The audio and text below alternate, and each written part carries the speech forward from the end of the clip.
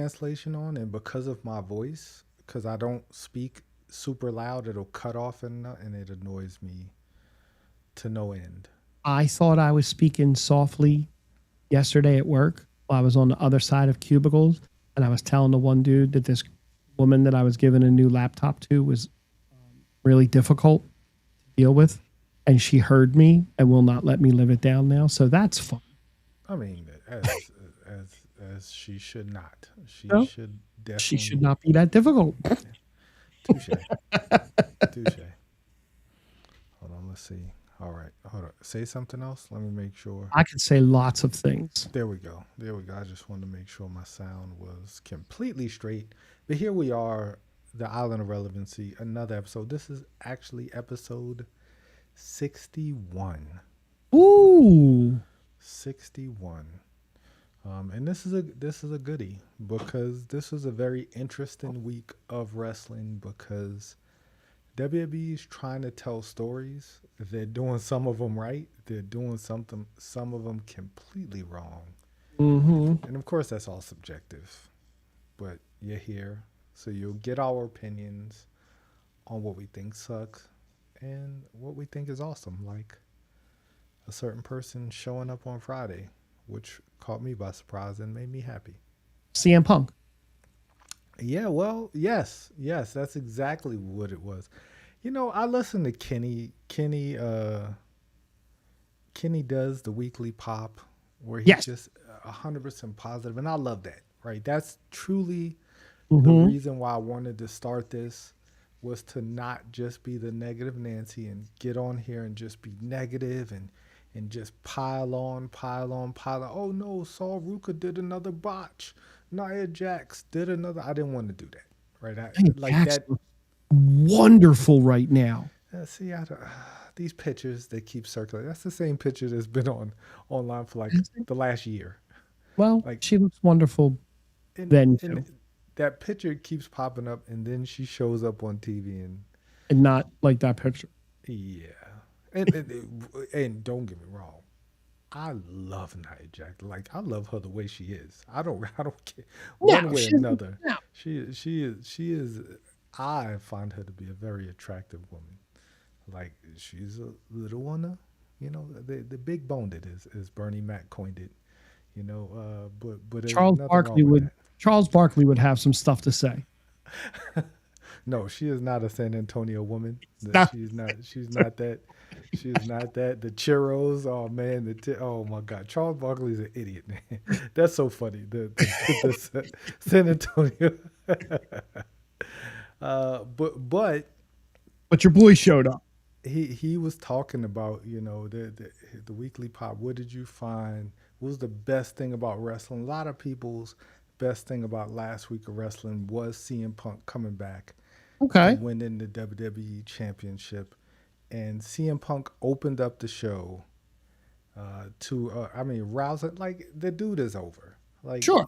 for all of my hate, because the world knows that I don't enjoy CM Punk to the fullest. And, No, and I used to be probably one of the biggest CM Punk fans, like the Straight Edge Society.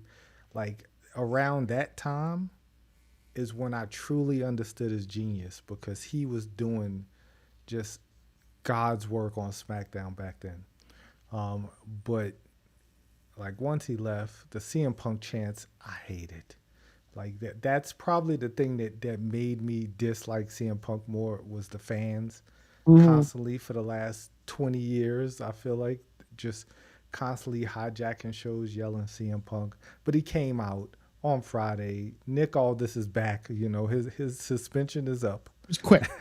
Yeah, very very quick suspension for Nick Aldis. But Punk came back, and Punk was just in rare form. He was hyped up, and I was just like, all right, cool. I could get behind this because it makes sense, right? It does make sense. Then Cody's music hit, and I instantly wanted to turn my TV off because I just knew where this was going. And this is a dream match. I keep seeing that online. This is a dream match. Whose dream is What this? dream match? Cody versus Punk? Yes, it's not my dream match. this is. I'm telling you, I've seen this on so many different. And maybe I feel like most things online now is written by AI. It So feels that way. but there Everything is was every dream match. This is a dream match. This is a fan's dream match, and it might be some fans if they're like 10, right, and they just started watching wrestling. This might be a dream match for them. or if they're And in their 40s and live in New Jersey and have a pool but haven't popped into the show yet. well, I mean, he don't like Cody, so this can't No, be a actually, dream. he does. That's true. He actually despises Cody. So no, this would Exactly. not be a dream match.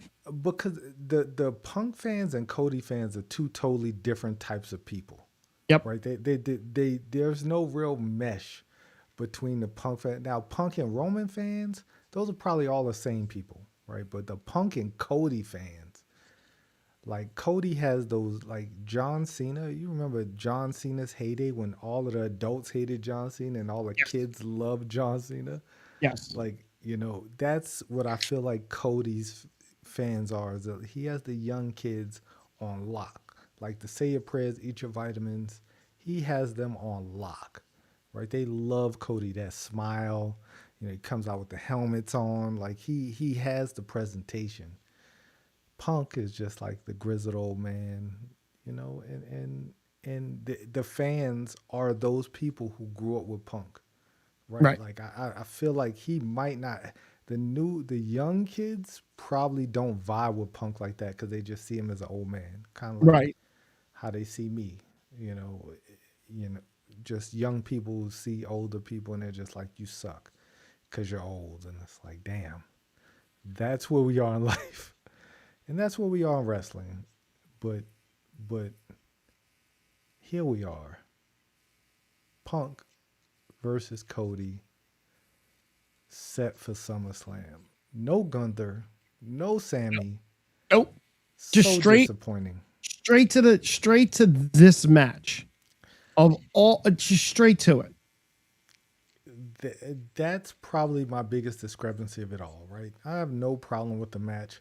Now the question becomes, and we'll probably get to this later, is who's the actual main event, right? Like Well, it's two who? nights, right? Yeah, but But you have three monster matches that should be main events on any other show, right? I don't know if you watch It Is What It Is with Cameron. You saw the Jey Uso. Did you see the Jey Uso interview before No, WrestleMania not where yet. he said Oh, like yeah. where he called Jey Uso a Saturday night WrestleMania Yes. N word? You can't like you being on Saturday night is just that's not the top. That's not the main event. That's not the real main event. No, Sunday. they try and spin it that this is the main event, and they tried that with the Pat McAfee thing that this is the real main event, right? And of course you got to do that because you want people to tune in and watch. But Exactly. Sunday But night is who the main event. Where exactly? So Roman who Reigns is the main event. That's what the show. That's what usually the show is. Is it though? Well, Like it has been. we're Yeah. gonna talk about this later because I'm very intrigued Mhm. because it could go either way, right? Sure. There's so many nuances to who should main event and who will main event, and we're gonna find out in the upcoming weeks because we got 3 weeks until SummerSlam. But after CM Punk was done with Cody in the ring, and I mean I don't know if you have any other thoughts. I thought the promo was okay. I thought didn't find anything special. the promo was okay, and it was a name drop promo, is what it was. It was a name drop promo. He dropped all the names of the people that he would like to step up, and it's basically he just name dropped. Gunther, Finn Balor, Royce Keys, Damian Priest, Trick Williams, and he's just throwing names at it of guys on the roster, and that's cool, but I don't feel like it Tama really- Tonga. That makes me upset. Go ahead. Yeah, you didn't even say Tonga. He didn't say none of the Tongas. He None didn't of the say time. Solo. He didn't say Solo. Like he hit the bullet points, Yeah. and then Cody came out. Okay, I mean, yeah, that's what you expect. I mean, he didn't say Cody's name, so I He guess did not Cody say took Cody's name. umbrage to that. Cody's the only one back there apparently that cared that he didn't say his name. So Cody's the only one to come. He didn't say Sami Zayn, He didn't say Sami who he Zayn. just beat for the belt. Just not even 4 days ago. No. Or And exactly 4 days ago. right. But he did say Gunther. He did, as he should. He should not say Gunther's name. Like he said, "Oh, I beat you once." Like, did you? I mean, you did. You won't again, though. Most That was before Gunther started ending careers. That's when he beat Gunther. He beat a pre-career killer Gunther, and that piqued my interest because it's like, all right, cool, retire this month, retire his ass, Gunther, retire that Joker, because he's closer to the end than he is at the beginning. It was an okay promo. It wasn't. Punk usually is pretty good on the mic. And this time it just was this was a generic babyface promo. It was nothing special. Name drops. Cody comes out. I'm going to be the challenger. Let's do it now. Or let's do it at SummerSlam, whatever. Okay. It was very anticlimactic because I just expected Sami to have words. Right? I expected Crash Out Sami at least. Crash Out Gunther. I mean, Gunther helped CM Punk. Like, so there's so many claims to who should be, the number one contender. But here we are, Cody, who just, he got straight up pinned by Sami, right, for the title. But here you are. But you get the rematch. Yeah, you get. You're automatically the number one contender because Sami Zayn did an awesome sunset flip into a pin. Yeah. But after Punk got done in the ring, he's heading to the back, and he runs into Johnny Gargano, who is taking a nap on the job. Was he nap with his eyes open? Yeah. Yes. Looking morose as always, and Candice looking better every week. I don't know what's going on. Maybe they just get more sleep at night. I don't know. But Candice looks better every single week. But Candice had some choice words for Punk. And she was pretty spot on. But then so was Punk in his reply. Yeah. Punk's reply was pretty spot on. Basically going, what is this that you're doing? Like, you're better than this. Like, stop and get back to wrestling. Cool. I hope Johnny comes back and beats him for the title. That would be the best payoff to this entire laying on a box thing. Unfortunately, that won't happen, but that would make me so happy. Like, I was happy when Sami won, but boy, Johnny won. I will say, if Vince were still running things, you might see that as a quick give him the belt for a little bit and take it off him again. Exactly. We did it with Sami. Let him have his moment. TKO wants that money. That's the stupid behind the scenes stuff. But the thing about that is, and I've thought about this, because yes, their champs are typically big money draws, right? They're putting the title because they want eyeballs. But like Sami winning the title in Saudi put a lot of eyeballs because it was such a surprise. Yep. Right. That put a lot of that was headlines. That was big dues because it was such a surprise. So say if Johnny Gargano won, kind of in the vein of like when Jinder Mahal beat Randy Orton, like on a random Friday night. Right. It brings different eyes because it's like, oh snap, they're doing something different.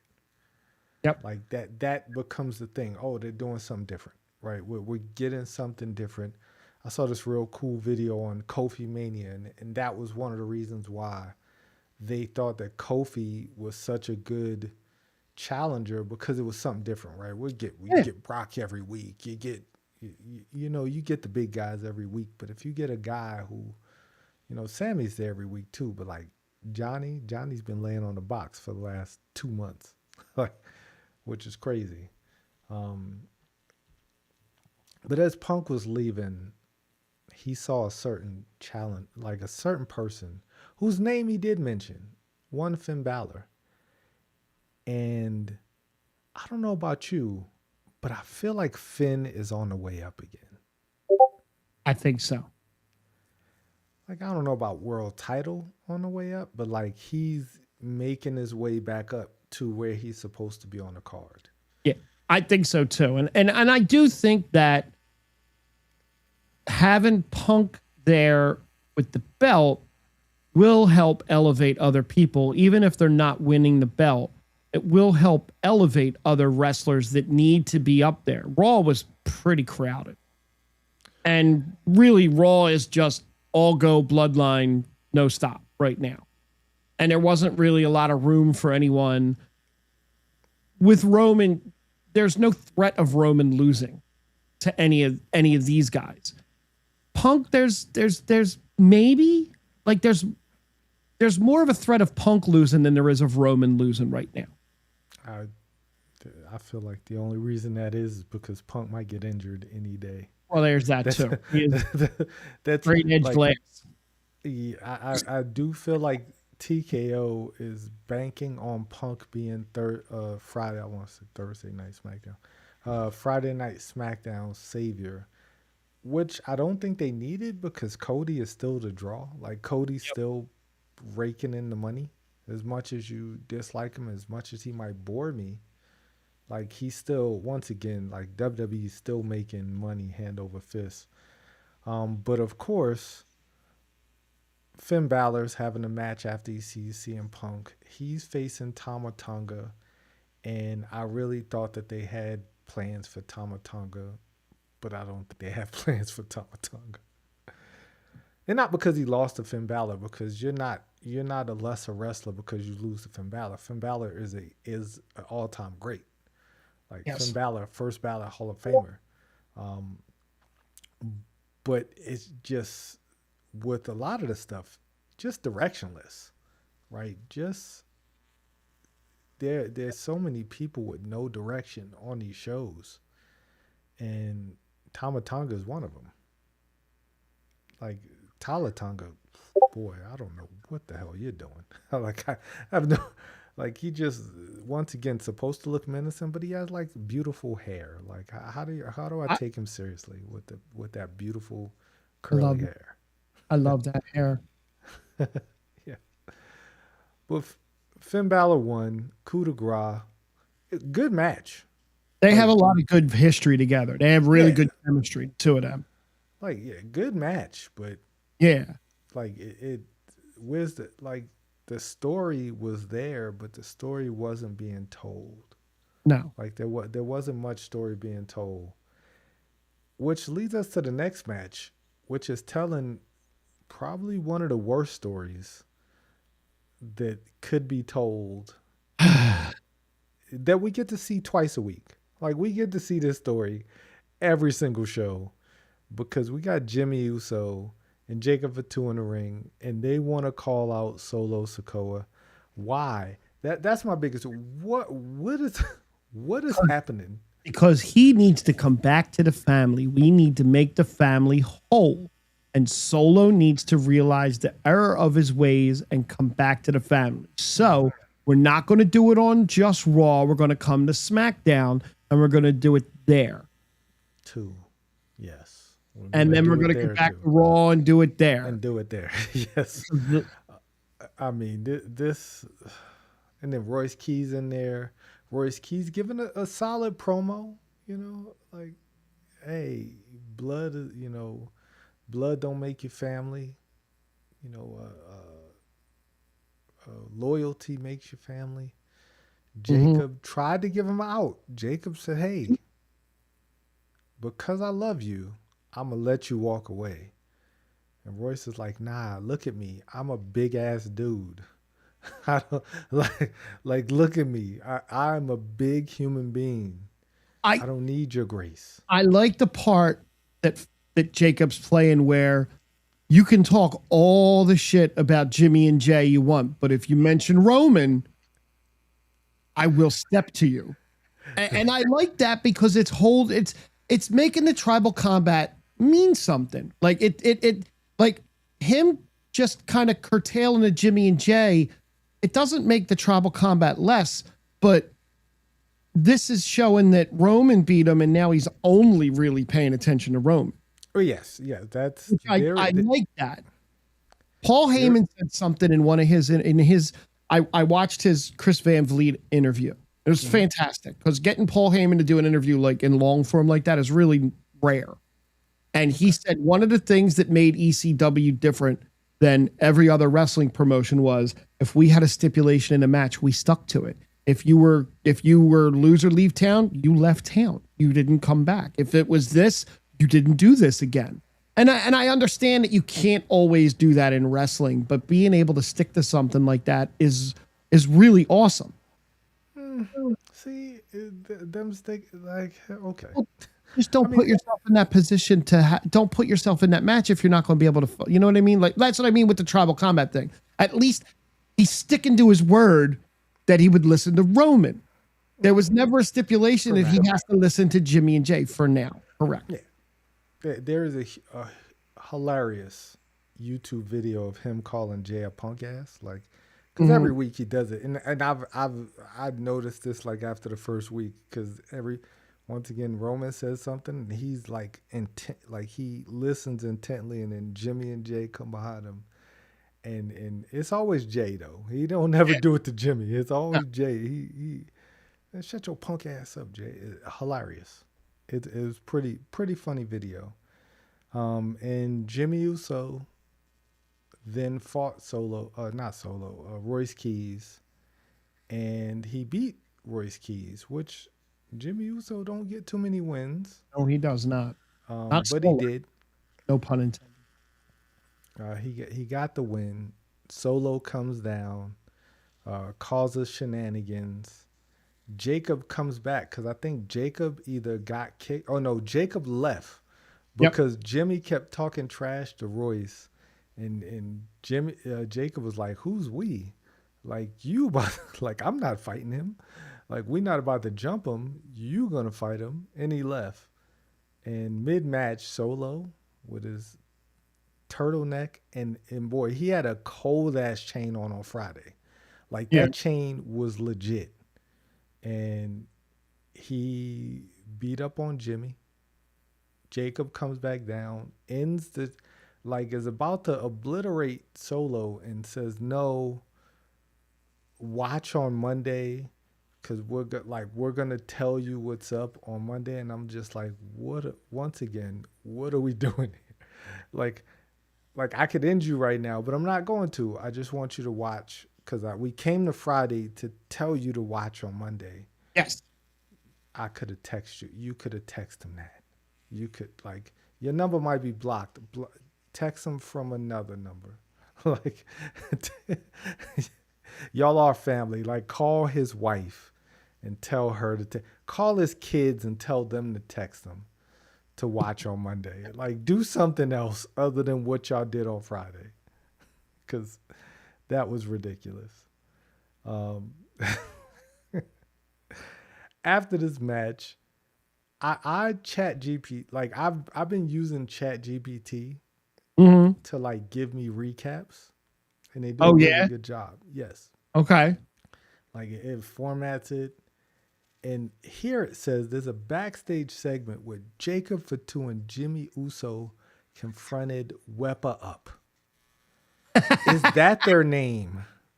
Is that the name that they're going with? ChatGPT didn't make this. They didn't make this up. Like that can't be the name that R-Truth and Damian Priest are going with. I don't know. But if it is, I love it and hate it at the same time. But that's what it says. They confronted Wepa Up. And that's hilarious and cringeworthy at the same time. But what R-Truth and Damian Priest do... So I just Googled it. Damian Priest and R-Truth's WWE tag team name is officially named Wepa Up. The name is a mashup of Damian Priest's Puerto Rican catchphrase, Wepa, and R-Truth's iconic signature phrase, "What's up?" That's never been Damian Priest's catchphrase. And, according to the AI overview, That is. He said it once or twice. He said it more in the last few weeks. That's what led me to believe that this yeah, probably is the name. Wepa But up. So that's weird. that's so our truth. Yeah. That's the only reason I allow it is because it's Okay. our truth. Okay. Um, but but our truth.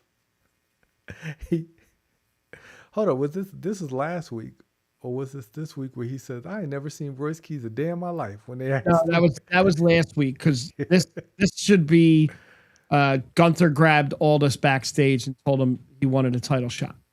And Oh Aldis man, said, I'll take it under consideration. yeah. I anyways, our truth. Good on our truth and Damian Priest I because they're the mean, tag team champions and okay. yeah. Then we get to Jade versus Alexa. Damn it, I said it. And Miss Bliss had Charlotte with her. Jade had the lackeys with her. I'm not gonna call them. Well, they are baddies. And speaking of baddies, Michin is out of pocket. Like, look, Michin is Michin is single. Michin. What's up, Michin? I can help you. I can fix you. That ain't. There's a way to do this, and there's a way not to do this. Randomly responding to somebody saying, "Yeah, On the we're internet. done." Yeah, On the internet. like randomly and on X or something or Weird. Reddit. Like Really what? weird.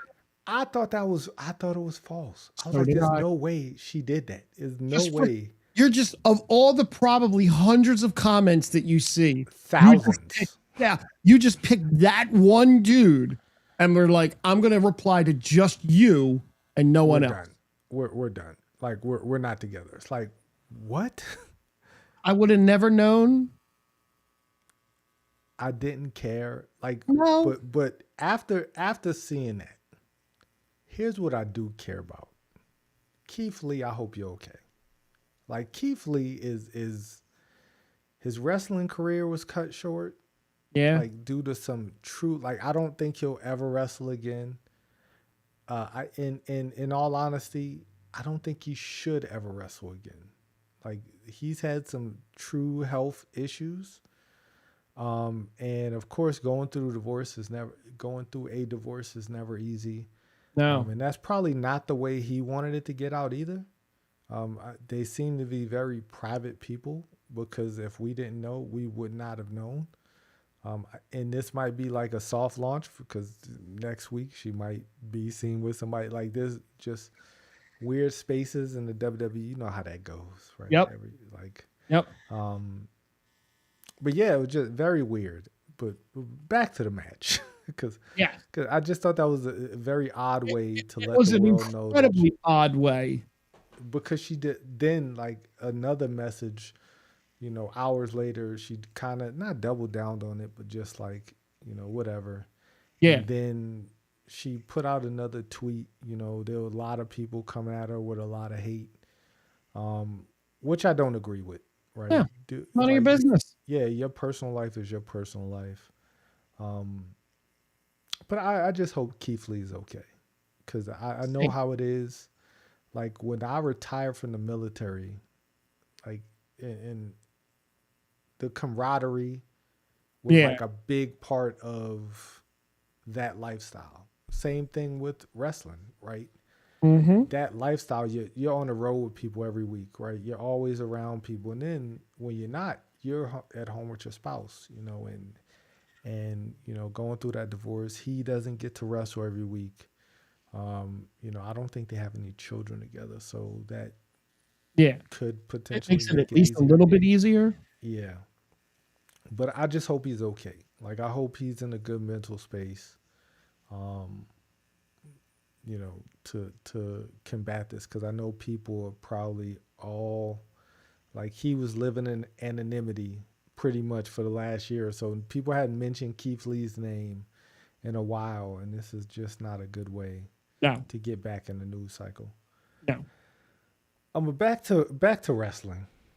Jade beat Miss Bliss, and not only did she beat her, she tried to end every bit of her career. Tried to break, and I don't know if you've noticed this, but like Alexa's flexible. Like she's Well, done those things with her arm before, where like she's she's got like like a double elbow yeah, joint or something, yes, and so I didn't realize that at first, and I thought, oh shit, she really got hurt, so they're just using that until after. It was just one of those like, oh shit, she really got hurt. Okay, and then after, then it's like, all right, she's playing it up. She's got the sling on. She's got the arm brace on. She's doing the whole Seth Rollins thing ish. yeah. Her like she's done that in the past where she's like they bent her arm and like just the weird like Yeah. yeah, she's like triple jointed. She God has bless no Ryan. joints.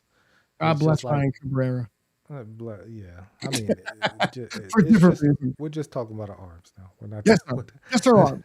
Mm-hmm, mm-hmm. just the arm. Um, but of course, this is setting up. Now it's personal. You took out my best friend. Now it's even more personal Mm-hmm. between Jade and Charlotte. Do And you I don't. think? Do you think this sets the stage for the turn?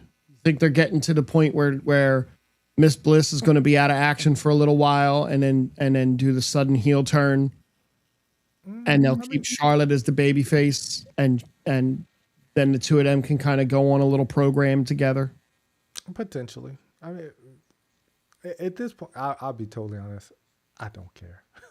Like, I think I think she needs to come back for a little bit because the way they've been doing these stories and when people leave, like the attention span of fans are very low. So if she would just come back, right? Say for instance, she's on the shelf until Survivor Series and we don't see her for a while. And then she Right. come back and instantly turn on her, No, that's bad. then yeah, That's there's bad. no stakes there. Now, if she comes back around Survivor Series and they keep teaming up until the Rumble, it has to happen at the Rumble. Like it just has to. Right. Like if it That's a good. happens any other time, I mean, it could happen in Survivor Series, if they're in like the War Games match. But if they're not, then Right. Money in the Bank. That's coming up too. So I mean, it could happen at uh, SummerSlam. That's too fast. She would have it to make could. an appearance at Saturday Night Main Event for it to make sense at SummerSlam. She would have to show up, and there would have to be some visible sign of tension to make it Not actually work. See, not necessarily, because I guess it will work better if it happened now and let like to Yeah. not wait months and have her disappear for months where people once again not forget about her, but just kind of like she's in the back of their mind. So I mean, SummerSlam will probably work better, but then again, like when's the payoff match at Money in the Bank? Like Right. where it just the WWE's been doing such weird storytelling. Who knows what they're gonna do? So I mean, when it happens, it happens. I don't. I hope that they don't put on a show for a few weeks or months, and then she comes back and instantly turns on her, because then that's weak. Like, I mean, yeah, I had she come out. I had a whole bunch of months to think about this, and you didn't let you let them break my arm, I guess, but that's kind of weak to me. But then again, Yeah. WWE is kind of weak. Like their storylines don't really hit on all cylinders. But speaking of hitting on cylinders, we had Fatal Influence talking to the tag team champions. They're ready for the tag team title match at Saturday night's main event. Cool. I'm excited. So excited for this match. I'm so that like they've really cooled off Fatal Influence to the point where Yeah. cool, Yep. cool. And a lot of that probably has to do with Rhea being injured. So they don't really have, because Paige and Bree, I don't really know what they do other than come Right down and have now, a match. chill out. They Yeah, just like chill. they come down to have matches every now and then, but they don't really talk, and they don't really get anybody to care about them other than they're just two attractive women. Like we're tag team champions, we're legends, and that's it. Yep. Like that's I guess that's good enough. And speaking of legends, Mm. Little Yachty is not a legend in any stretch of the imagination. Um, Trick Williams is a legend in the making, and Little Yachty or Trick Williams was backstage on Friday, and he was missing something. He was like, "Where the hell is my U.S. title?" And Yachty was like, "Oh man, I took care of that for you." It's like, what do you mean you took care of it? You know how they love WWE loves custom titles. Yes, they do. It's like, well, I got something for you. And he pulled out this fur belt. And when I first saw it, I was like, that is the ugliest and dumbest thing I've ever seen in my life. Then Trick Williams wore it to the ring. And I was like, that's the coolest shit I've ever seen in my life. Like, Trick just makes it look cool. And only because he has a fur coat on. Right. Like, Does it? you walking around with it, it doesn't work No. because you don't have a fur coat. Yeah, exactly. If you had a fur coat, you could rock a fur belt. But without a fur coat, like, you're going to see some people walking around with a fur belt over their shoulder. You're going to see some white guy with a tank top and a fur belt. And you're going to be like, what? Pretty sure it's sold out already. What are you doing, sir? Please stop. But that is the new Trick Williams U.S. title. And he's coming down to face Mello because they have a non-title match. And they keep with the short jokes. Mello gave a really good promo prior to coming to the ring. Like, Mello is focused. And he was on fire. Like, that was probably his best promo I remember him having to date. And he came down, and Trick and Mello were having a great match. It was not a great match. They were having a solid match. And Mello hit Trick with the first 48, and I was like, oh, Mello's about to beat Trick Williams. Cool. So now he gets a U.S. title shot. Probably going to do it at SummerSlam. And Mello went up to the top rope to hit nothing but net, and somebody grabbed his arm. And I was like, what? What are shenanigans? No, not this match. Not shenanigans in this match. And then they panned out, and it was a bald-headed man. That man's name was Baron Corbin, and I instantly got hype. I was like, oh, let's go. Let's go. Baron Corbin's back. The Nomad is back. The Nomad, Baron Corbin, Bishop Dyer, whatever you want to call him. He's back. He took out Mello. Mello's face when he grabbed his arm was priceless because he was like, oh, what? You attack me? Like, what is going on here? And then he didn't just take Mello out because I was like, oh, is he on with Trick? What's good? No, then he went and just hit Trick with the End of Days. And the most protected move in wrestling history. Too cool. Well, no, the second most protected move. What? Well, nobody's ever kicked out, right? Or what? No, Drew kicked out. Drew kicked out. The One-Winged Angel is right up there as the most protected move in wrestling, because only Kota Ibushi is kicked out, and Kota Ibushi's Kenny Omega's best friend, so gotcha. he knew him. He knew him enough to kick out of it. But Baron Corbin came in, he hit Trick with the End of Days, and he picked up that title, and that's when I yes, you're right. It only looks cool on Trick, because when he touched that title, that's why would he ever want this? Why? Now, the weird thing about that, and it is for sale for $699.99. It sure is. At WWE Shopcom, and they did not sell out of it. Oh, that's unfortunate. It is. But usually when they give a special title like that, it's not a one-off. It's not just for one show. Like that usually means the person hangs on to it for a while, right? No, not necessarily, because it depends. It depends. Okay. I can't remember who the last person was that got like a custom title and they Well, lost. I Cody want to got the say they Winged lost it Eagle in like belt. Cody got the Winged Eagle belt for a little for that was supposed to be for one night, and then Kevin yeah, Owens did the greatest heist ever and kept it for himself. well, yeah, that was always destined to be a one-off, and I think that was only introduced so Kevin could take it. And Yes. that was the prop. Yeah. That was the MacGuffin, as they say, in that story.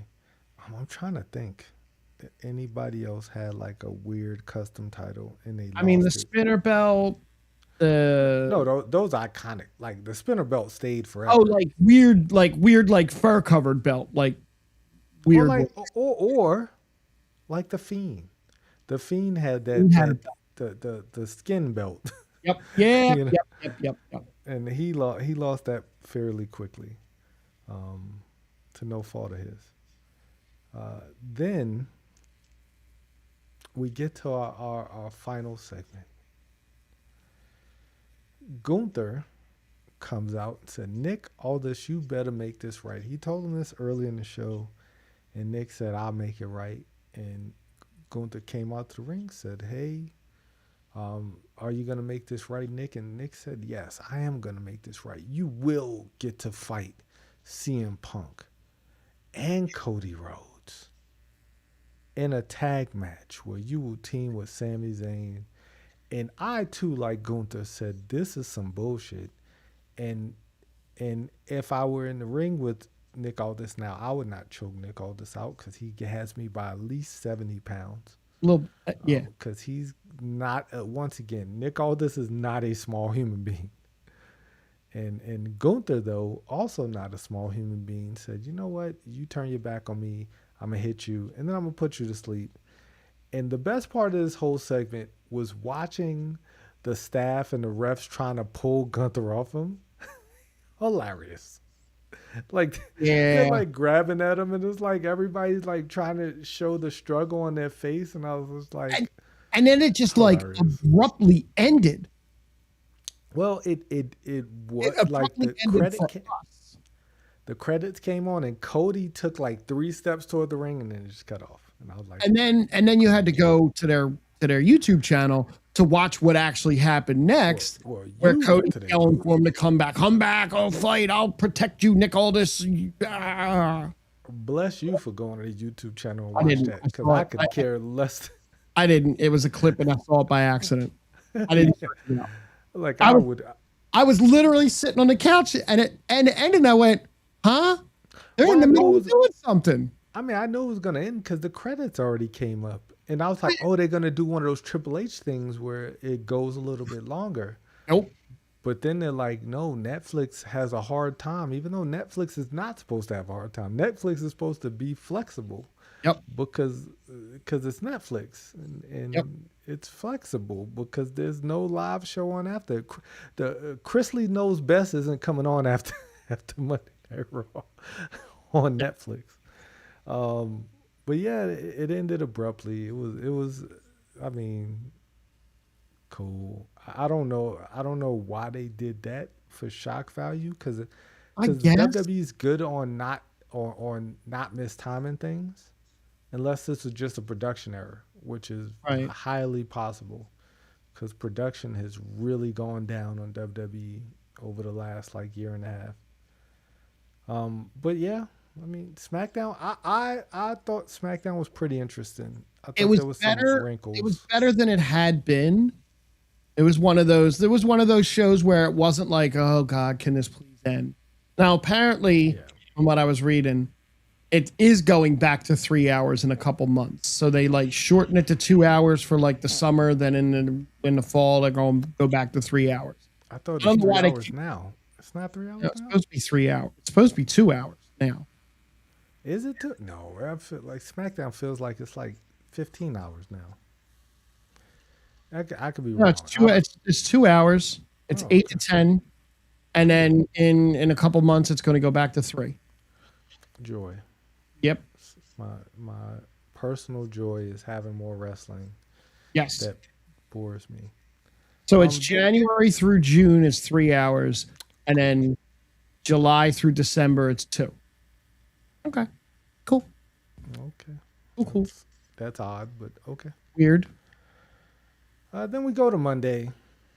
Monday night, we have to push stories along because we are getting dangerously close to a PLE level or PLE type event in Saturday Night SmackDown, which is emanating from the world's greatest arena, the greatest arena, the home of the 2026 NBA World Champions New York Knicks, Madison Square Garden, this Saturday.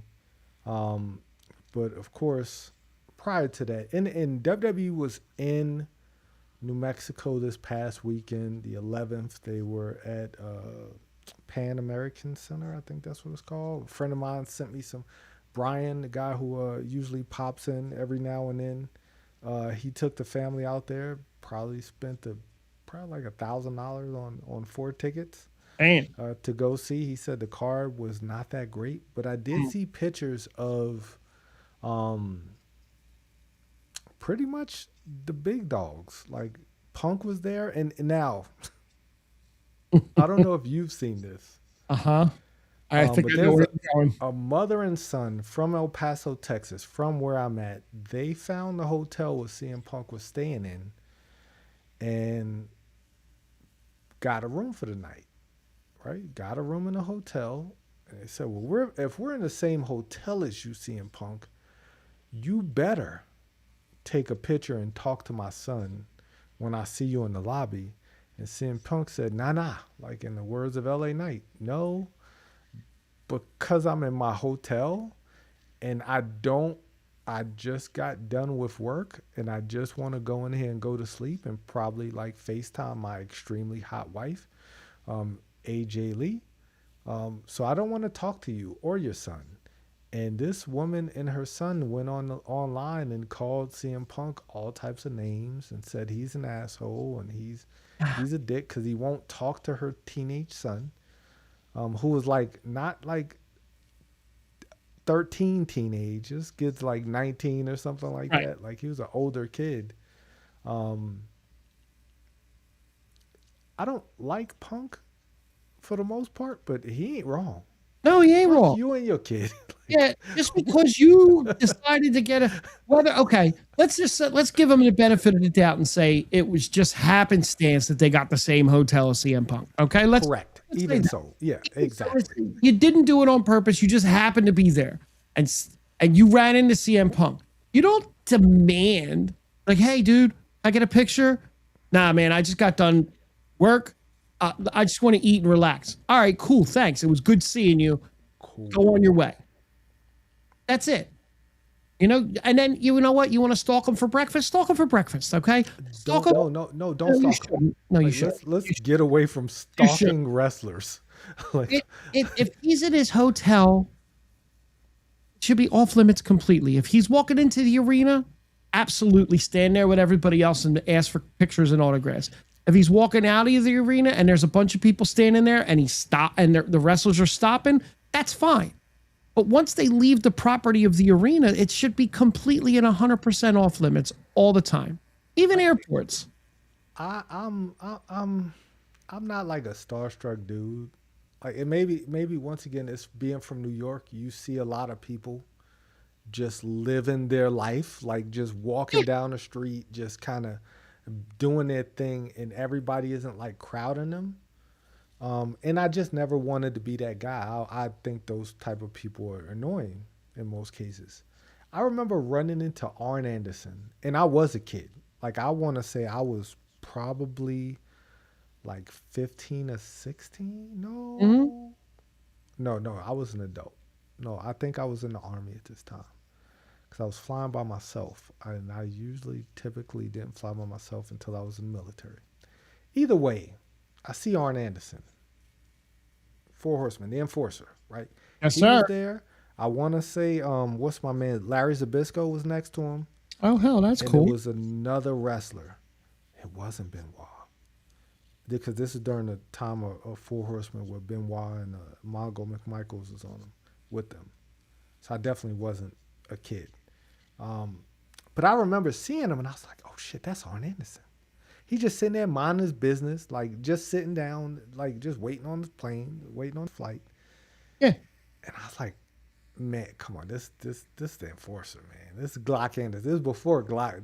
Everybody knew him as Glock Anderson, but like, I was like, I got it. I was like, I'm not even a fanboy like that, but I was like, I gotta go say something. And I walked up to him and I said, Mr. Anderson, like Four Horsemen, man. Like I grew up, you, Flair, Sting, Barry Windham, all those guys. Like you guys were great.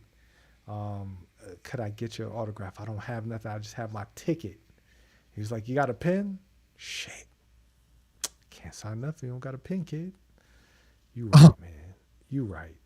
I mean, he's not wrong. No, he isn't wrong. Like, am I supposed to carry the pen to sign for you? Like, That's I was like, kind you know of funny. what, man?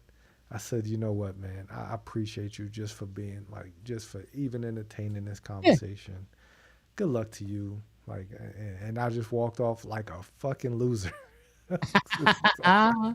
But I mean, once again, he would have, if I would have been prepared, he would have signed it. He was snarky and as he should be, right? As he should be. When I went to the Comic-Con, I was a little starstruck when I met the three leads from Smallville, a little bit, right? But prior to that, we used to go to Flyers games at the Spectrum way back in the day, and it was cool standing outside. We never brought anything to sign anything, but we would go stand where all the other people were just to catch a glimpse of them, because this was before the internet. So we would just catch a glimpse of the people walking out, and that was really cool. And then like some of the players would walk out another exit, and everybody would yell, he's in, and they would all run over. And me and my friend were standing there, and there was a really famous announcer, right? Gene Hart. It was the voice of the Flyers from back in the 70s when they won the Stanley Cup. Radio guy. Awesome. We loved him. And he was coming out, and me and my friend Brett were a little more starstruck by that because he was a radio guy. And we went up to him and we asked him for his autograph. And Brett he didn't have nothing. And Gene's like, sure, I'll sign anything. And Brett he took his shoe off, took his size 14 sneaker off. Gene Hart signed the sneaker right by the hole in the side of the sneaker. Signed the sneaker, right? A year or so later, we're at a game and we're in the same spot. And Gene Hart comes out and he goes, I remember you. And he pointed at my friend. I signed your sneaker. And we were like, oh my God, this is the coolest thing in the world. And it was it. It was brief. We didn't have no camera. We didn't have nothing else to sign. That made our entire year. And we went on. And that was that. That was cool. But I don't get that starstruck thing either. And I enjoy seeing people from a distance, but I'm not going to, I don't have that. I guess I got a little bit of anxiety to run up to someone, like just walking around and be like, hey, oh my God, I just, I'd much rather have a conversation with people. Yes. I've met people and actually had an opportunity to have conversations with people. Yep. I won't say I looked up to them, but it's like just, my thing is I'm a conversationalist. I want to hear a story that you probably haven't ever told. And of course, like you're a stranger, so why they have a reason to tell you stories. Yep. But just don't stalk. Don't stalk these wrestlers, man. When I met Tom Welling, and I know I paid for the picture and I paid for the photograph, and he took the time to he came out from behind the desk and he kind of pushed me forward, not pushed me, but moved me forward and signed the back of my shirt and told me he was writing "fuck Lex" on the back of my shirt. And that was awesome and funny. And then as he was walking back, I asked him a question and he stopped and he took another 5 minutes to talk to me about something that he didn't have to talk to me about. It had nothing to do with the autograph, but it was about a podcast he does with Michael Rosenbaum. And I asked him, and he talked to me about it for a minute. Just two guys, no camera, no. And that was like a really cool moment. And I appreciated him for doing that. I think every star is not like, I've only gone to one Comic-Con and it was here in El Paso. Mm-hmm. And I met the big headliner, of course, is Bill Shatner. William Shatner was there, and his line is like wrapped around the place. And Mick Foley was there, right? I mean, I'm not here for like, I love Star Trek like the next person, but I'm not waiting in line to pay $100 to take a picture with. He's also with a dick. that's what I heard, right? Mick Foley sits you down. Oh, that's awesome. Like he's like, hey, you wanna get a picture? He's like, you want a picture? You want to sign? Whatever. I was like, I want a picture and a sign thing. He's like, come around. Come around. I came around the desk, sat down, and we started talking. I was like, hell in a cell, man. Like coming off whoa, come on, like tell me about that. And I want to say a good 7 minutes. That's awesome. Of listening to Mick Foley talk to me about Hell in a Cell, and just the kindest human. I was like, I don't want to waste your time. I don't want to take. It's like, no. This is what I enjoy. I enjoy talking to people. You're not being an asshole. Like if you're an asshole, I probably wouldn't talk to you. But it was just like, I was super nervous, man. It was just so cool getting to spend a few minutes with Mick Foley. Awesome. Yeah, like, he was super nice. Then I met because I only did 2. Giancarlo Esposito was the other person. He was there.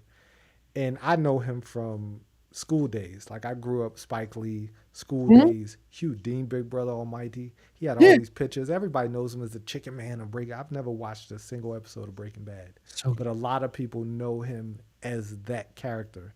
I know him as probably everything else, right? Everything. Right. And of course, like he was in The Mandalorian. And I think this was like right after the first season. So, he has Mando merch out there. Sure. And we talked about school days. Right, he stood there. I took a picture with him, and we just sat in. Like he had a bigger line that, like, which was crazy that he had a bigger line than Mick Foley, but he still just engaged. And I saw like William Shatner just turning people around and like just kind of like take the picture, get out of here. And once again, I can't fault you for that, because this is what you do, and I'm pretty sure people aren't always kind to you. But yeah, I thought it was really cool getting to sit down next to Mick and just talk to him. Like, that's so cool. And the last thing I'll say on this is, again, with the 3 people from Michael Rosenbaum, and I love his he did the Inside of You podcast. Is really, really good. He's a really good interviewer. He's a great interviewer.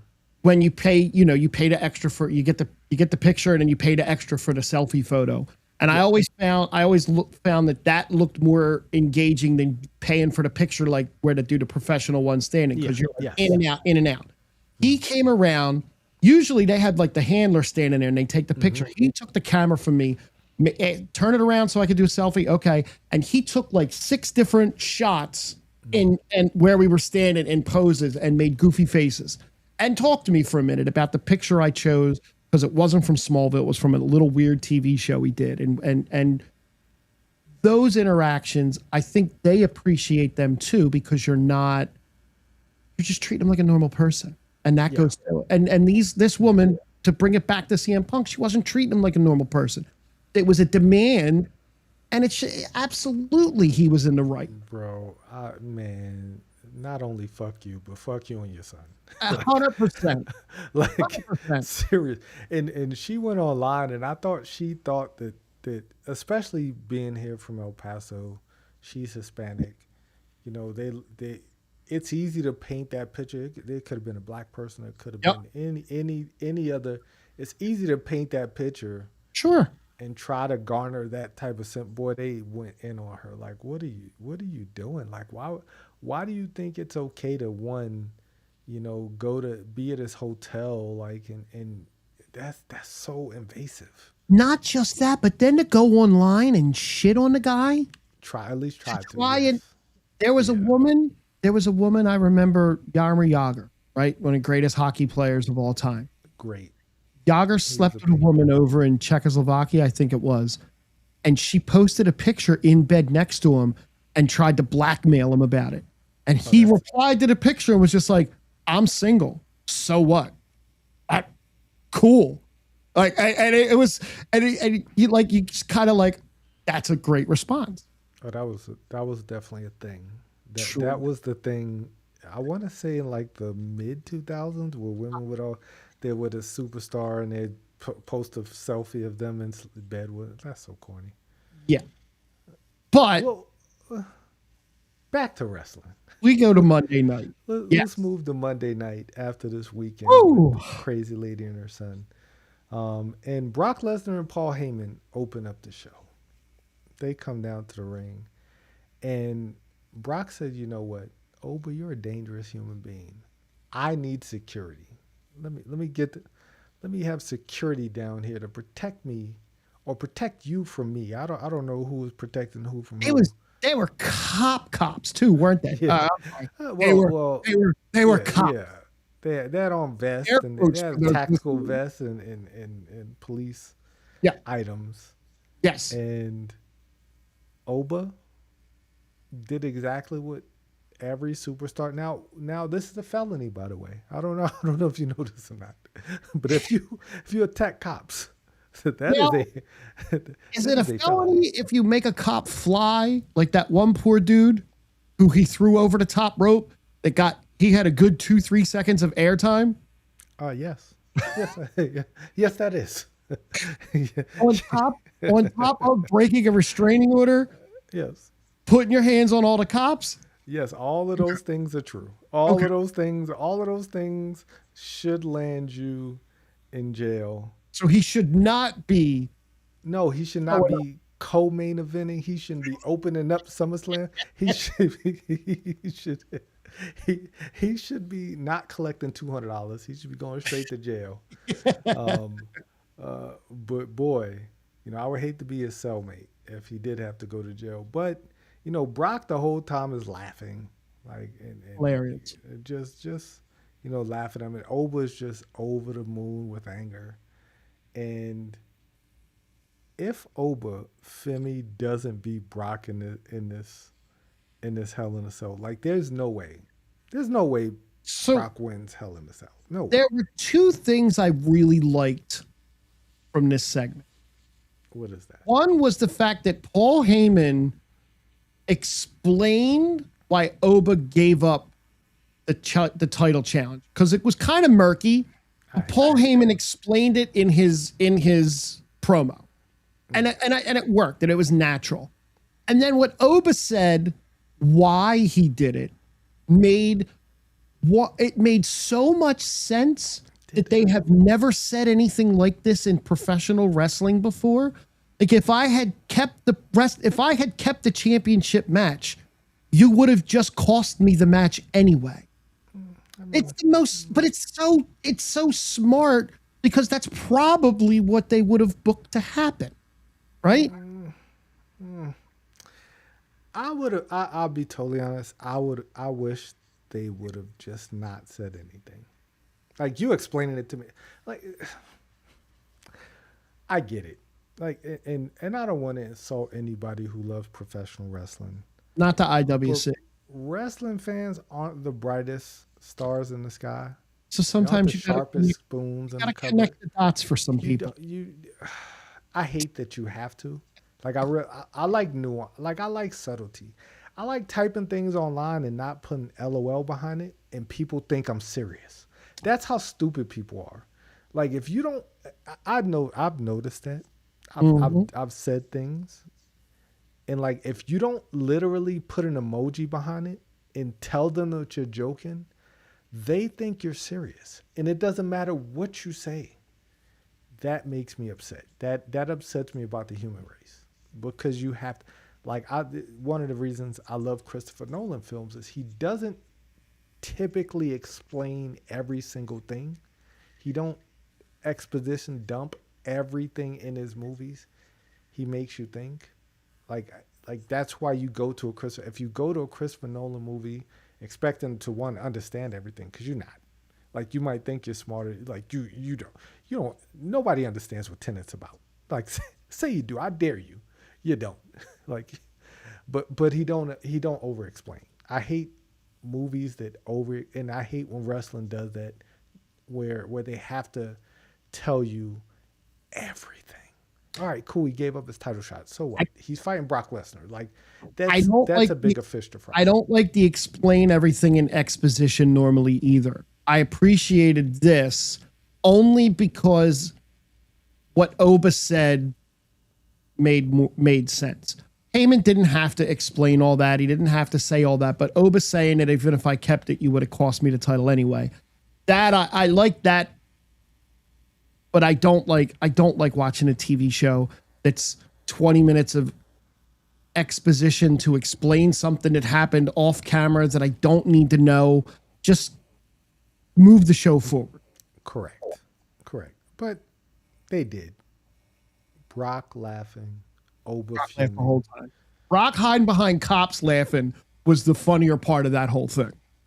Like the comic Brock, I remember Radio Brock when he had the boombox. Just like that's the best Brock Lesnar. Like Yeah. the I'm so dangerous that I'm like the Joker. Like I'm what Seth Rollins thinks he is, but like I'm like literally laughing, but I could snap you in half in a second. Like that's the best Brock. Like to me, because he's hilarious. He's just being goofy, having fun. But the second that switch gets flipped, then you've just gone into Suplex City.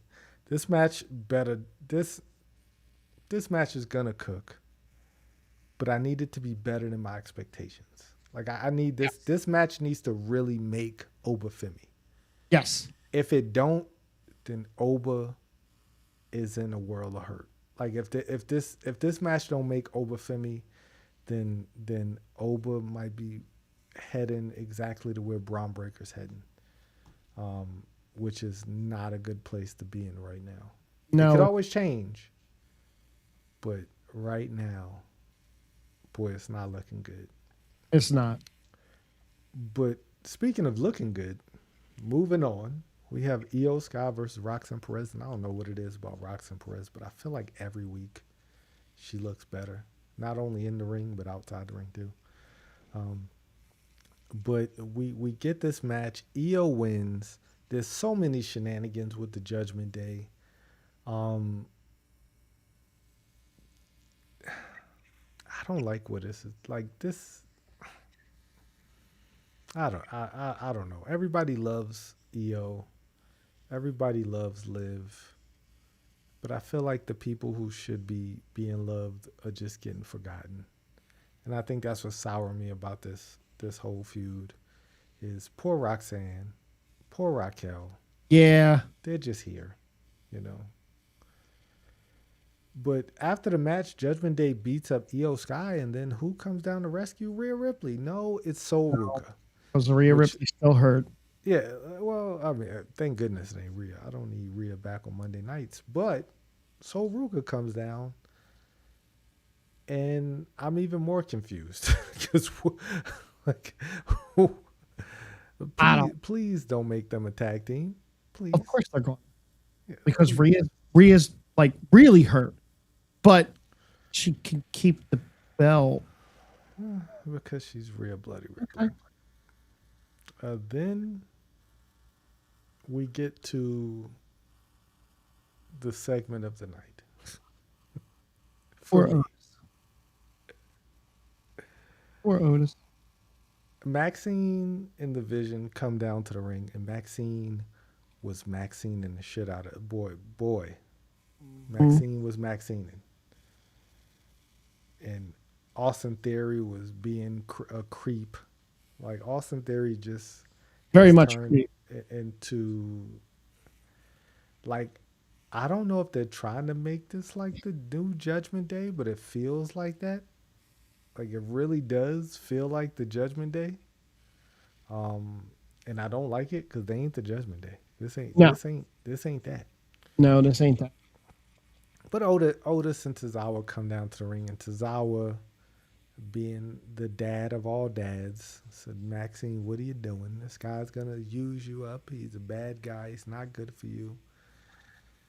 And Otis took the other route. Otis said, baby, it should have been me and you. We've been here before, and it's funny because Otis always gets the hot women.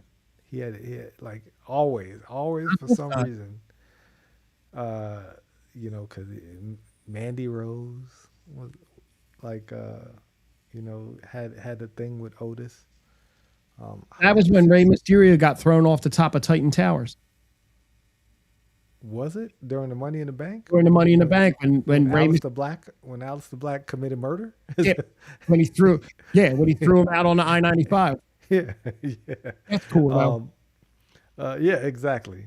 But he's fine now. Come on, he's fine. He's fine. He grew his eye back. Yeah, he's all good. He's like the president of AAA or something. I don't know what he is. The general manager of AAA.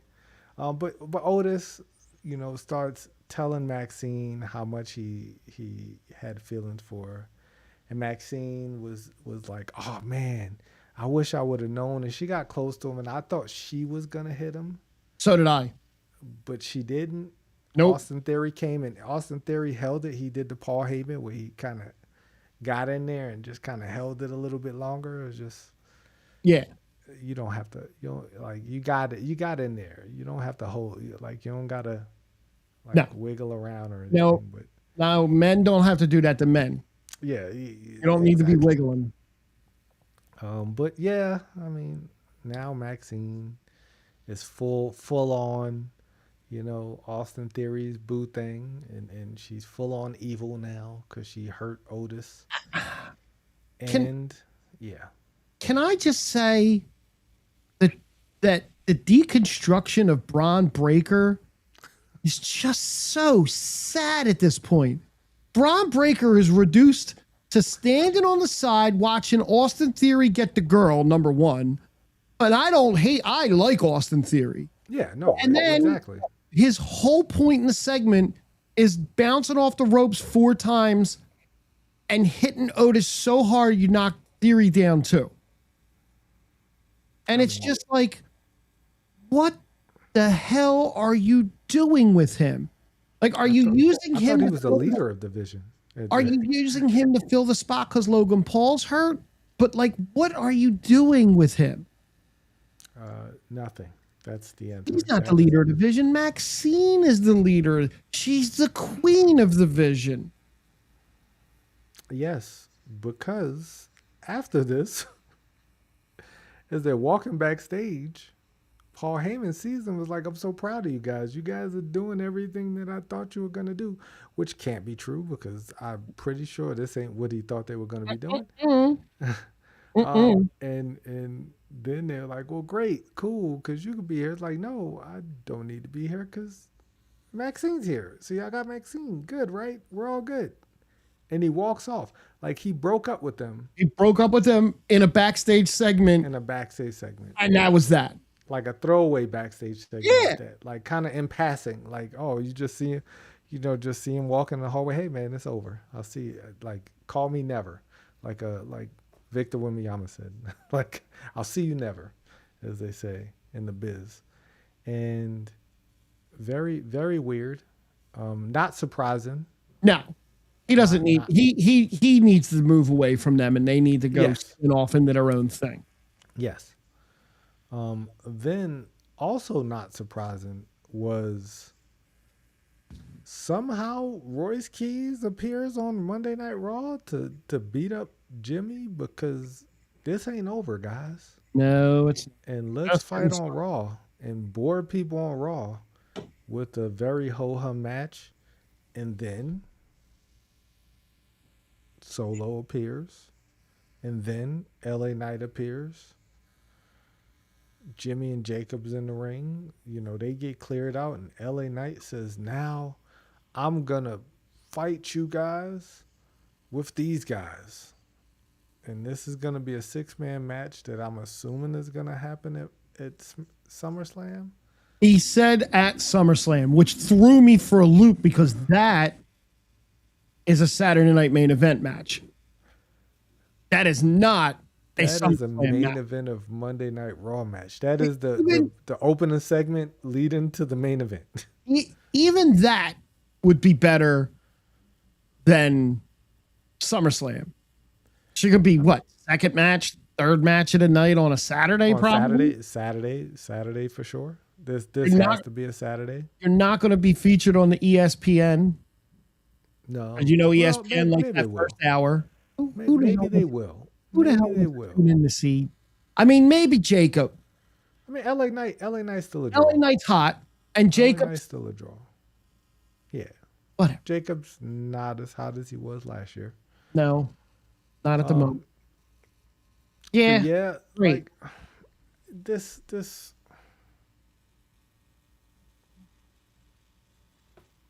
I don't know what to say. This is terrible. This is not good.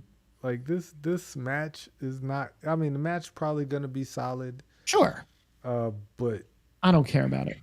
at all, No, like not even a little bit. But what I do care I'll about, be in the pool back floating.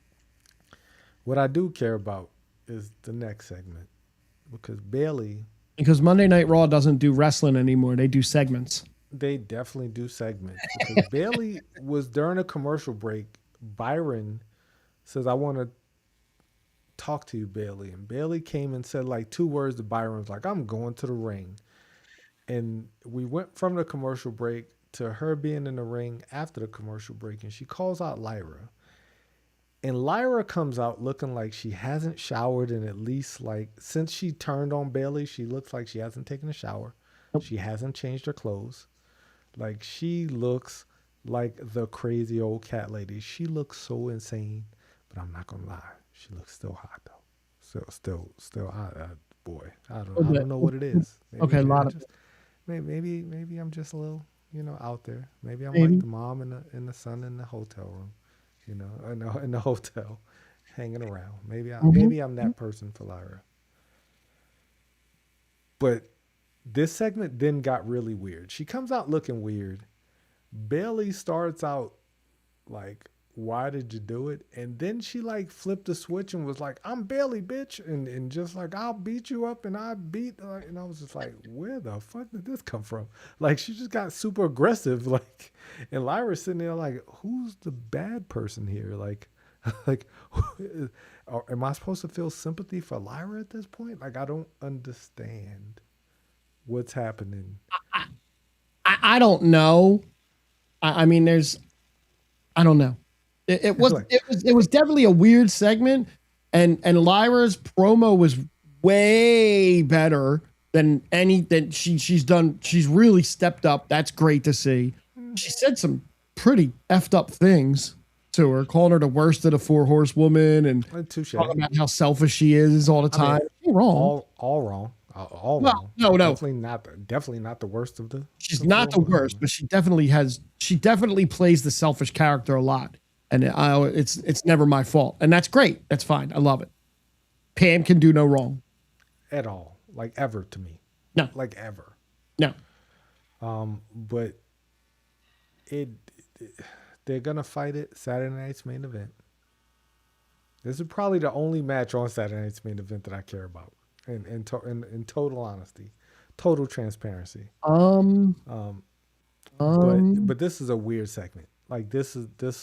I think there's match one is other gonna match be on great. Saturday Night Main Event I care about. But go ahead. They weird segment. I'm Very. still excited for the match because Lyra and Bailey have great chemistry. Yes. And yeah, I mean, this probably will head into SummerSlam. We got 2 nights to fill, guys. Like, we got 2 nights to fill. That's at least at the minimum 10 matches. At a minimum, it's 10 matches. Yep. So we got to get there, and we found out another match right after this, because when we have a gauntlet match, and 2 things happen in a gauntlet match. Either the bad guys win because they're the last guy standing, or the first guy wins because he's like, going for that Kofi-esque moment. And neither one of those 2 things happened, because this was a really good gauntlet match because of Javon Evans. I was really upset when he lost. Javon Evans and Dragon Lee. I hate Dragon Lee not having a personality. Like, Yeah. dude, he's just a guy who comes down with wings, but is such a good wrestler. Because him and Javon Evans went to work. Like, Yeah. like they just like, well, we're in the middle of this thing. Let's just go out there and fucking and make people want to see us again. And that's what they did. They made people want to see him again. Rusev and Ethan Page do what Rusev and Ethan Page do. And then there's Chad Gable. Chad Gable's from Minnesota. SummerSlam's in Minnesota. Chad Gable has to win in Minnesota. I think they're going to finally put a belt on Chad Gable. Finally. Yeah. Like he has to. Like, and you know what else? Lose. What else is a shame? They missed the boat on the Joe Hendry thing by a year, by almost 2 years now. Yeah, it's over. It's like lightning in a bottle. Gone. We missed it almost like Rusev Day. Like that was lightning in the bottle.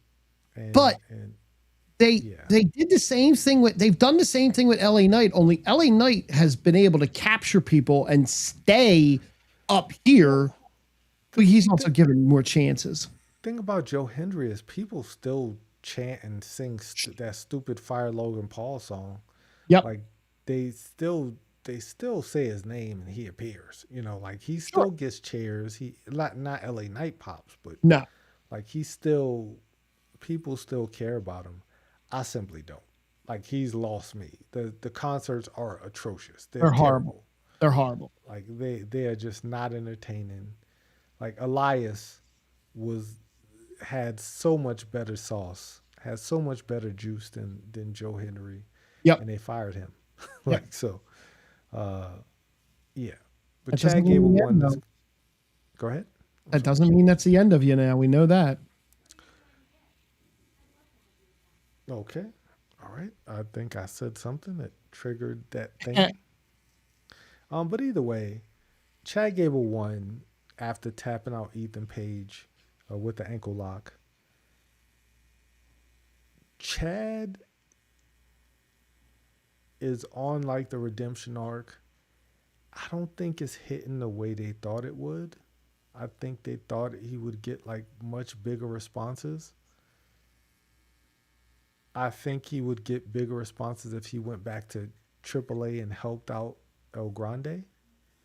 Like I think that's what they really. I mean, he's gonna win on at SummerSlam. I'm sorry, he's not fighting this Saturday. He's gonna win at SummerSlam. He should win at SummerSlam, but I don't think the comeback is hitting the way they thought it would because just the Mexican crowd is just different. Like I think if he stayed in AAA, he would be just as a big star as El Grande if he would stay there and just kind of helped him out because El Grande keeps getting beat up every week by Perros del Mal. I think Dominic made the save this last time. He did, which everybody on the internet is saying Dominic's going to be their new leader because he is definitely going to turn on El Grande.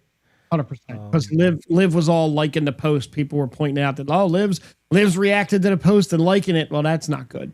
That he's not turning face. So stop. No, he shouldn't. No, he shouldn't. I mean, now Mexico loves him. Like he's kind of like Bret Hart was where Bret Hart in Canada is just the biggest hero, but Bret Hart in the States was like the biggest heel. Like that's kind of what Dom is. Where they kind of missed the boat on him too. Like where he was he was super hot about a year ago, and they just let him cool off, and injuries got to him too.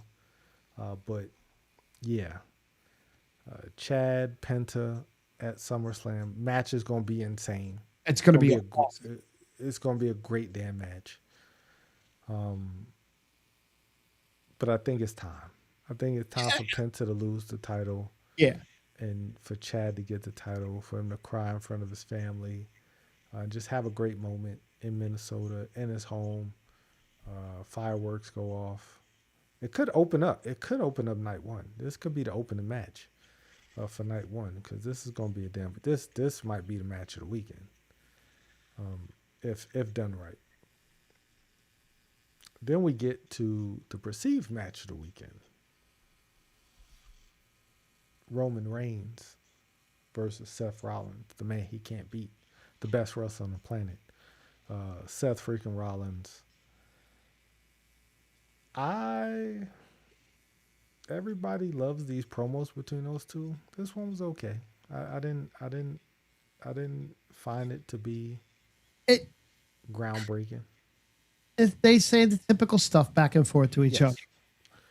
I made you. No, you made me. No, I made you. No, you made me. No, you made me. Like, You're it's number two. Like right. Roman Reigns always. You're number two. Like you're always gonna be number two, and he's right. That's the bad. Like Yep. Roman Reigns is always gonna be a bigger star than Seth Rollins. Now, is he a better wrestler? That's always the debate, right? But he is the biggest star. He's always gonna be the biggest star. He's got the more expensive Seth Rollins. smile. Touche. Yeah, this just reminds me of Hogan and Savage. Like this is exactly what like Savage, way better worker. Like Yep. I mean, just laps. I mean, now I don't think Seth can wrestle laps around Roman. No. But he is a better wrestler. Like Yes. Savage could wrestle laps around Hogan. Like Yes. there was No to dispute. me it was like not even close. As Not far even as close. wrestling. I mean, And look at storytelling. look at the match that Savage had with Ricky Steamboat at Ricky Steamboat's age. That Hulk Hogan would have never been able to have a match like that. No. Not even in his prime. No, I mean Savage got decent matches out of Ultimate Warrior, and Yeah. that's not easy to do. No. I did really appreciate Roman calling Triple H Seth Rollins' work daddy. Yeah, not wrong. Once again, I don't think anything either one of them said is wrong. No. Like, which makes it even better. But this one they did take the gloves off a little bit more. I feel like they're gonna go even harder the next time. This is kind of building up to the crescendo, but as Seth Rollins then put the beats on them. Like Seth Rollins has always gotten the better of Roman. I'll never forget that Royal Rumble where Seth came down in the Shield gear and just had Roman in shambles. Because he's always one step ahead of Roman. That's what I love about Seth Rollins. Like, He did it at WrestleMania 40 too. He did it. The Shield music hit at WrestleMania. Dude, I was in the stadium. The Shield music hit, and the crowd went crazy silent for a second. Like, oh, Dean Ambrose coming back. Oh my gosh! Oh my God! I heard that around me. Dean Ambrose is coming. Dean Ambrose, and I'm like, no, stupid. Look, it's Seth Rollins crawling. It's Seth Rollins with no cartilage in his freaking knee crawling into the ring. Yes. Yeah. I mean, he's always had his number.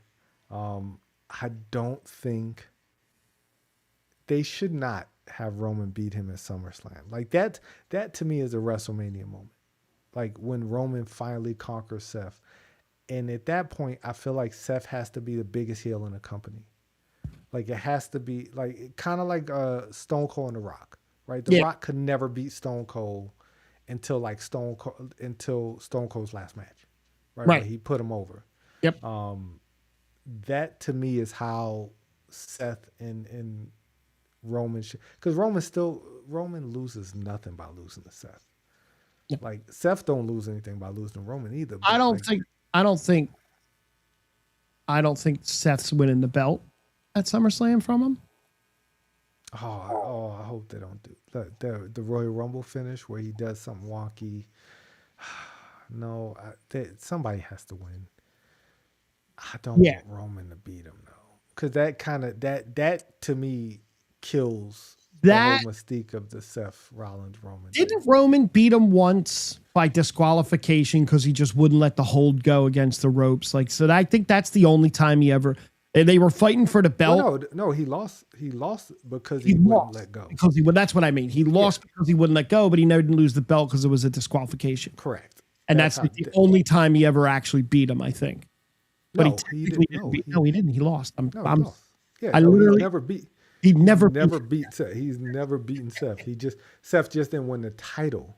Like that's what I don't want to happen again, is to have something wonky where Seth wins by count out, but he don't win the title. Like that's a cheap way of doing things. The only swerve, without going too deep into a SummerSlam thing yet, because we have the Saturday Night Main Event, is just somebody returns. Because SummerSlam's this big show, and there's got to be some major. If it's not at SummerSlam, it's the Raw after. But because supposedly there's a big return coming that they teased with a vignette Oh God, I hope that's not. Please no. No, that's supposed to be for the Raw, so that's not happening at SummerSlam. But he's coming back on Raw supposedly. But he don't need to be anywhere. No. Like he don't need to be anywhere near He needs those to come two. out of Danhausen's box is what he needs. Whatever. Like if they bring him back, and we're talking about Big Cass here. We're talking about Big Cass. I mean, that was the vignette was that it was had to be him. It could be nobody else. Yes, we're talking about Big Cass. If they bring him back and immediately insert him in the world title picture. No, because I think Enzo comes back too, and that's either way. Not world title. No, they'll go to the tag division. Yeah. Once again, even if he came back as a singles, no world title. You can't unless he's gonna beat Roman. That'll be the only way you. Because if he comes back and then loses, then you've just wasted him. Kind of like Karrion Kross when he came back and immediately went into the world and then he lost. Yep. And there we were. But that ended Raw. We have Saturday night's main event coming up, and this is. I looked at the card and I'm just not. I'm looking at the card now, and out of there's two matches that I even really kind of care about a little bit. So let's go ahead. We'll go through the card.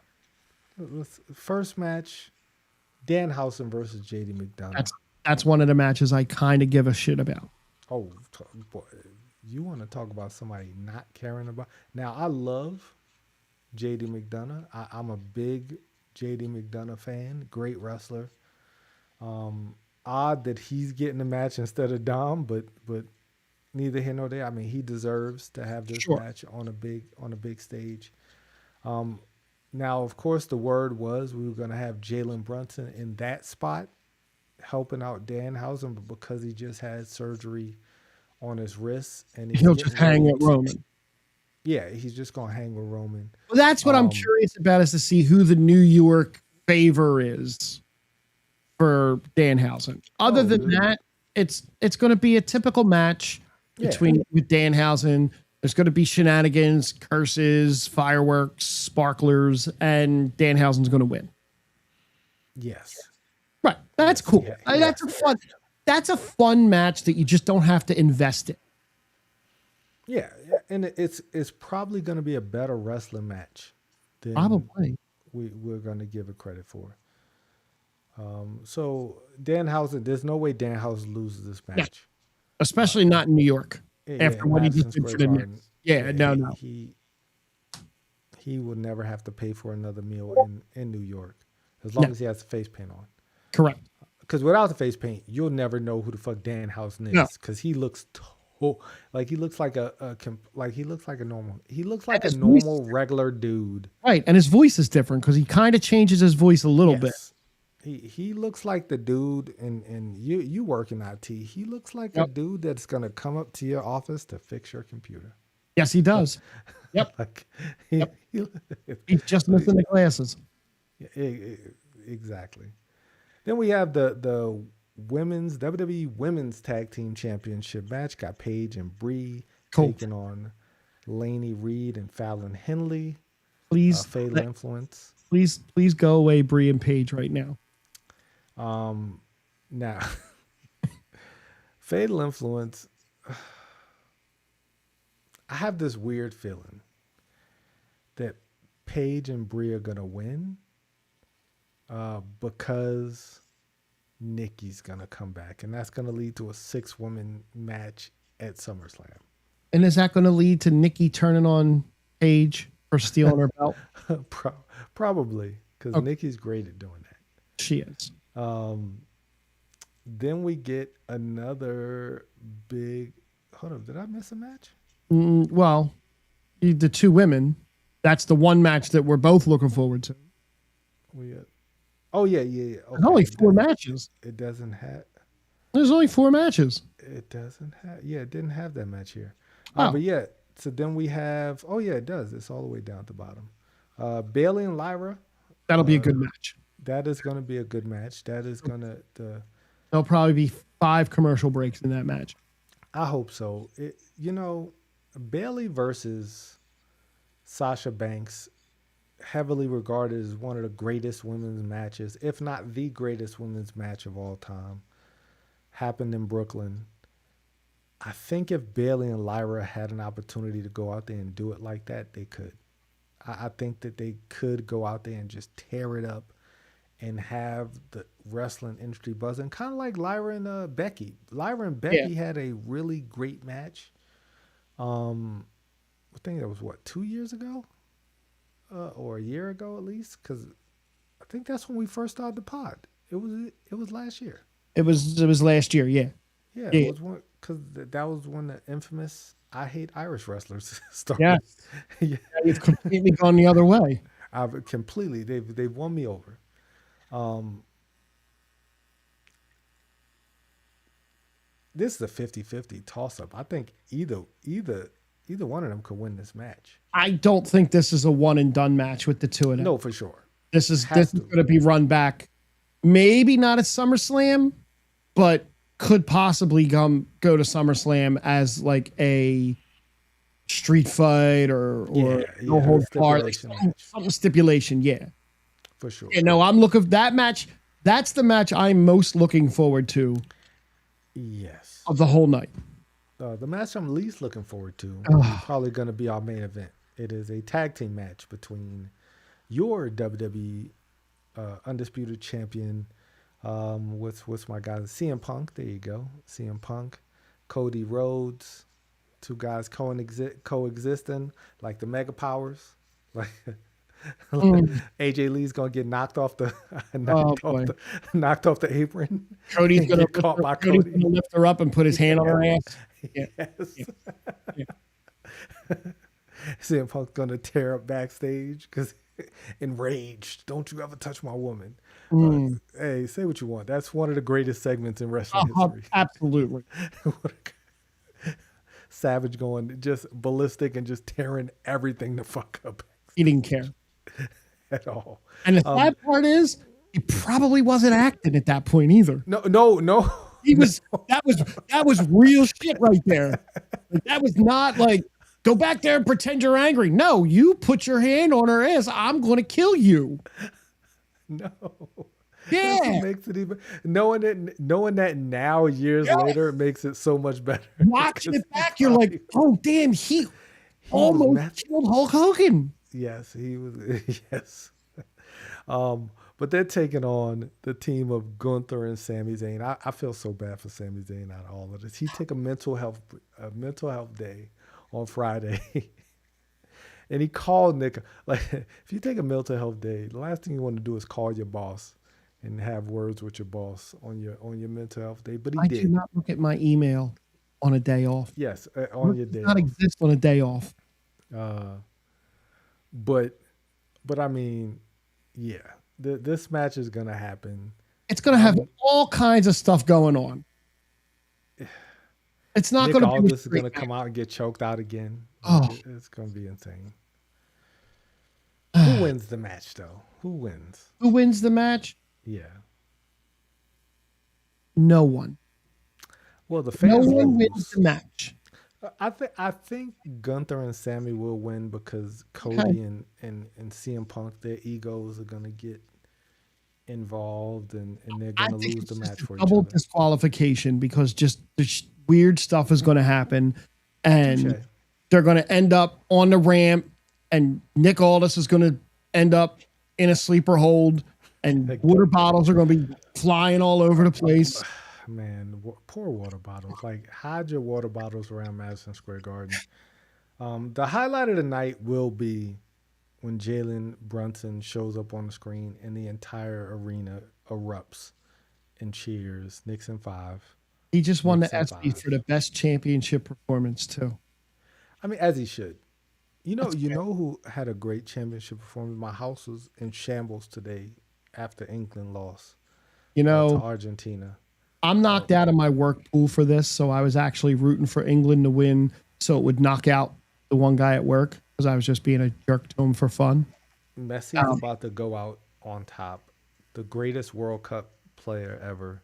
So I saw winning his last World Cup. I saw two funny things. One, they said that was the largest lead England's blown since 1776, which was hilarious. And then another meme said that a team in blue and white losing at AT&T Stadium, go figure. Touche. Yeah, I mean, Saturday night's main event is gonna be an event. It is. It's going to happen. It's gonna happen. It's gonna be an MSG. The crowd's gonna be hype because, I mean, they're the home of the 2026 World Champion New York Knicks. I'm gonna keep saying that until Yeah, you haven't mentioned that yet tonight. probably until the end of time.